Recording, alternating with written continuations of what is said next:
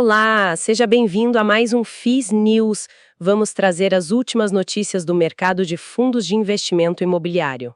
Olá! E hoje a gente tem uma pauta bem interessante.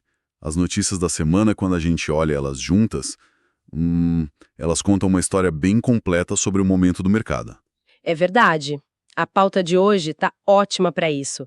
A gente vai falar dos fatos relevantes dos fundos RBRF11 e RZAT11 e depois vamos analisar mais a fundo os relatórios de dezembro do ALZR11 e do HFOF11. Exato. E olhando assim, parece que a gente vai cobrir, o ciclo de vida completo de investimento, né? Exato, é isso mesmo. A gente vai desde a arrumação final da casa, passa pela conclusão de um ciclo de investimento, aí a gente vê o nascimento de um novo ativo e, por fim, uma gestão que joga em todos esses tabuleiros ao mesmo tempo. E feito. Então vamos começar. O primeiro assunto do RBRF11 parece ser um detalhe bem administrativo, né? A conclusão de um leilão de frações de cotas. É um ótimo ponto. Pode parecer só burocracia, mas na verdade é a etapa final de uma operação maior que aconteceu em dezembro. O fundo fez uma amortização, sabe? Que é quando ele devolve parte do capital para os cotistas. Exato. Só que em vez de dinheiro, ele pagou com cotas de outro fundo, o RBRX11. Numa divisão assim, é quase impossível que todo mundo receba um número inteiro de cotas. Sempre sobram uns pedaços, que são as frações. Ah, entendi. E o investidor não pode ter tipo 0,7 de uma cota na carteira, né? Exatamente. Aí o gestor tem que juntar todas essas frações, agrupar em cotas inteiras e leiloar. O dinheiro que ele arrecada, nesse caso uns R$ 491 mil, ele devolve para os donos originais daquelas frações. É como se fosse uma limpeza final para deixar tudo organizado, então? Perfeito. É a boa governança do fundo funcionando. Os cotistas que tinham essas frações vão receber o dinheiro amanhã, dia 20 de janeiro. É um valor pequeno por cotista, mas é o correto a se fazer. Entendi. Bom, e falando em fechar ciclos de forma correta, isso nos leva direto para o RZAT11, né? O RISA Arcut 1. Pois é, e aqui a história é bem maior. Com certeza. A gente está falando da venda de 5 imóveis de uma vez. E o mais interessante é que não foi o fundo que simplesmente decidiu vender agora. Foi o desfecho de um plano traçado há mais de 5 anos. É isso que é fascinante nesse caso. A gente está vendo o círculo completo de uma tese de investimento. Lá em novembro de 2020, o fundo estruturou uma operação que a gente chama de Sale and Leaseback. Explica pra gente o que é isso. É simples. O fundo comprou os imóveis da empresa, a Poligin Embalagens, e no mesmo contrato alugou de volta para ela por um longo prazo. Ah, sim. É uma estrutura que é boa para os dois lados, né? A empresa consegue dinheiro para investir na operação dela e o fundo compra um ativo que já vem com o inquilino garantido. Exatamente. Mas a chave de tudo estava no contrato. Havia uma cláusula que dava à Poligin o direito de recomprar os imóveis no futuro. E foi o que ela fez agora. Mas espera aí, isso é bom para o fundo. Ele não está perdendo um ativo que gerava aluguel? É uma questão de perspectiva. O objetivo do fundo não era ser dono desses imóveis para sempre, entende? O objetivo era gerar retorno. Durante esses anos, ele recebeu o aluguel tudo certinho. Agora, na venda, ele recebe 15 milhões e meio de reais, realizando o lucro da operação. Ou seja, o plano feito lá em 2020 foi executado com sucesso. Com perfeição.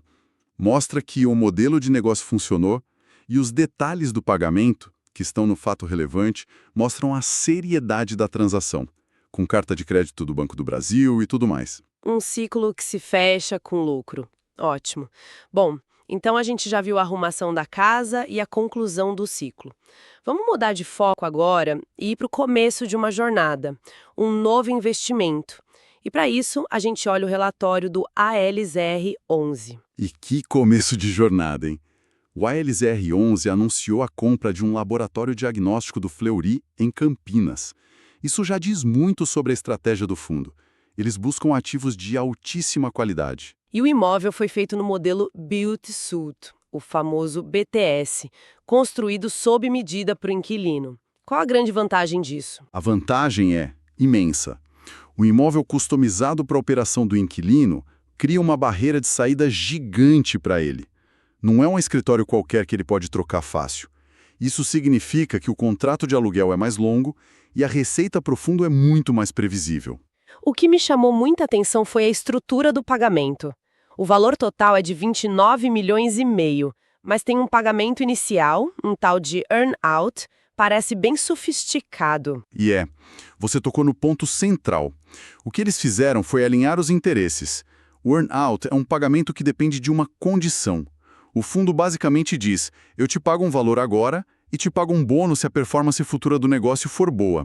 Ah, que inteligente! E tem mais. Se o Fleury decidir expandir a operação ali, o fundo investe mais 12,6 milhões para construir essa expansão e, claro, passa a receber um aluguel maior. Então, em vez de pagar tudo de uma vez, o fundo mitiga o risco e só paga mais se o ativo se provar ainda mais valioso.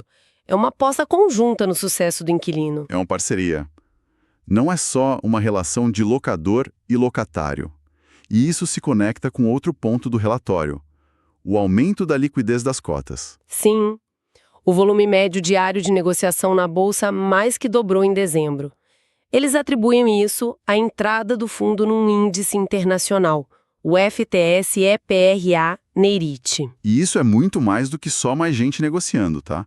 Entrar num índice global desses atrai um outro tipo de investidor, fundos de pensão estrangeiros, gestoras globais. Um capital mais institucional, de longo prazo. Exatamente. É colocar o fundo numa vitrine global. Isso, junto com o desdobramento de cotas, trouxe mais de 25 mil novos investidores. É uma bola de neve positiva. Muito bom. Para fechar o LZR11, o relatório também fala de reajustes de aluguel pelo IPCA e que o fundo ainda tem uma boa reserva de lucros. Esse colchão, essa reserva, é sinal de prudência. Ajuda a manter a regularidade dos pagamentos, que é o que o investidor busca. Certo. Então o LZR11 fez uma aposta bem cirúrgica, né? Num único ativo de muita qualidade. Mas tem outra forma de jogar esse jogo. Em vez de escolher um único cavalo, dá para apostar na corrida inteira. E isso nos leva ao HFOF11. Isso mesmo. O HFOF11 é um fundo de fundos, um FOF. E o ano de 2025 deles foi, assim, espetacular. Os números são impressionantes. A rentabilidade patrimonial, ou seja, a valorização da carteira deles, foi de quase 27%. Superou com folga o IFIX. O que explica essa performance? A explicação é uma aposta corajosa que eles fizeram. No início do ano passado, muita gente ainda estava pessimista com fundos de tijolo de escritórios por causa do home office e tudo mais. E eles foram na contramão. Foram na contramão. A gestão viu que tinha muito ativo bom sendo negociado com um desconto enorme. Eles aumentaram a posição nesse segmento e a recuperação veio forte, o que impulsionou o resultado do fundo. Entendi. E mesmo com a cota subindo quase 28% na bolsa, o relatório ainda diz que ela negocia com um desconto relevante em relação ao valor patrimonial. Como assim? Esse é o fenômeno do desconto sobre o desconto. A carteira do HFOF11 já é feita de cotas de outros fundos que muitas vezes já estão descontados. E a cota do HFOF11 ainda negocia com desconto em cima dessa carteira já descontada. Uau! E a gestão não ficou só olhando para isso, eles fizeram algo pioneiro. O primeiro programa de recompra de cotas da indústria de FIIs. Explica pra gente por que isso é tão poderoso.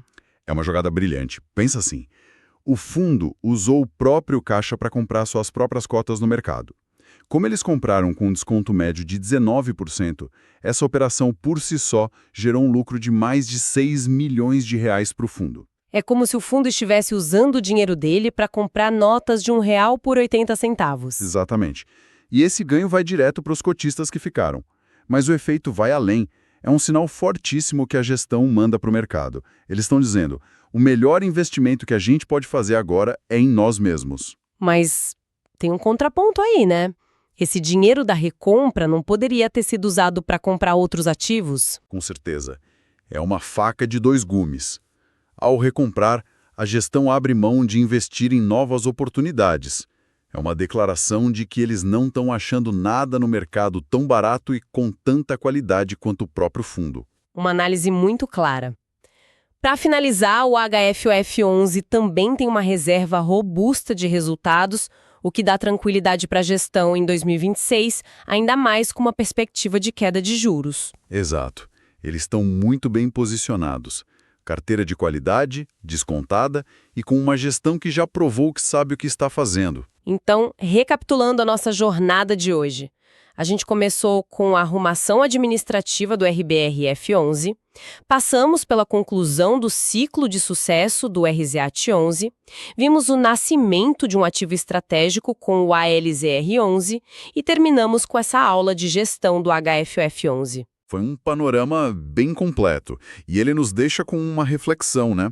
Vimos gestores usando ferramentas cada vez mais criativas, como essa recompra de cotas ou as estruturas de pagamento complexas. A questão que fica é: qual será a próxima grande inovação que a gente vai ver na indústria para destravar ainda mais valor para os investidores?